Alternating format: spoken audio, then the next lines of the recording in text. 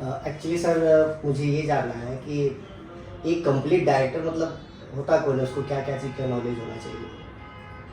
देखो, एकदम सक्सेसफुल और सही डायरेक्टर बनने के लिए पहला नॉलेज होना चाहिए राइटिंग का। राइटिंग के बाद स्क्रीन प्ले, स्क्रीन प्ले के बाद एडिटिंग, एंड एडिटिंग के बाद फोटोग्राफी। ये चार का नॉलेज जिसको होता है ना, उसकी पिक्चर में कभी कोई कमी नज़र नहीं आती। क्योंकि अगर उसको राइटिंग का सेंस है तो वो कहानी पे पूरा ध्यान देगा, लेंथ वाइज भी कंट्रोल करेगा। सेम उसको एडिटिंग का सेंस है तो कोई फालतू सीन होंगे तो वो पहले ही काट डालेगा, एडिटिंग में उसको काटने की ज़रूरत नहीं पड़ेगी। और फोटोग्राफी का सेंस है तो वो पिक्चराइजेशन ऐसा करेगा जो सीन के मुताबिक हो। आजकल कितना होता है, विजुअल में लोग जाते हैं, विजुअल में जाने के बाद इमोशंस ख़त्म होता जाता है।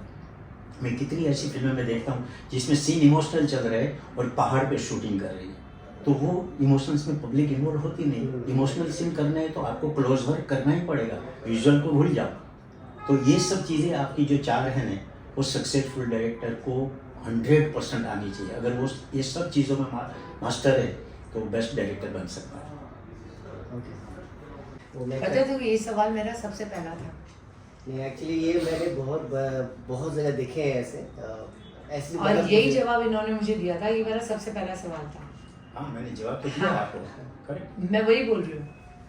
क्योंकि ये होना जरूरी है। यही और आपने यही चारों बातों का विजन रखकर आपने पूरा का पूरा काम किया, तभी मैंने आपको कहा ना एकदम ऑर्गेनाइज्ड है। मैं नाम नहीं लूँगा, एक बार हम लोग कश्मीर में शूटिंग कर रहे थे और एक दूसरे डायरेक्टर की उस टाइम में मई अप्रैल में 3-4 यूनिट होते थे, तो हम लोग शूटिंग कर रहे थे और मेरा लंच ब्रेक था, तो मैं गया तो वो सीन कर रहा था, वही था।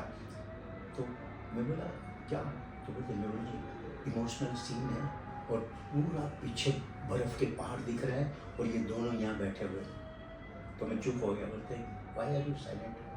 मैंने यार इमोशनल सीन, पहाड़ के ऊपर बर्फ़ दिखा रहा है, ये रोमांटिक सीन है। तो ये सीन कोई रोमांटिक थोड़ी है। मैं बोला तो चुप हो गया, फिर उसका कैमरा मैन हंसने लग गया।